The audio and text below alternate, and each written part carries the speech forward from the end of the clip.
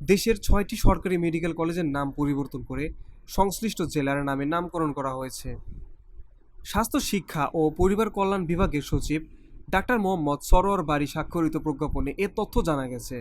প্রজ্ঞাপনে যে ৬টি কলেজের নাম পরিবর্তন করা হয়েছে এগুলো হলো Sheikh Hasina medical college Noakhali, Sheikh Hasina medical college Tangail, Bangabandhu Sheikh Mujib medical college Faridpur, colonel Malek medical college Manikganj, Abdul Malek Ukil medical college Noakhali, M Abdur Rahim medical college Dinajpur.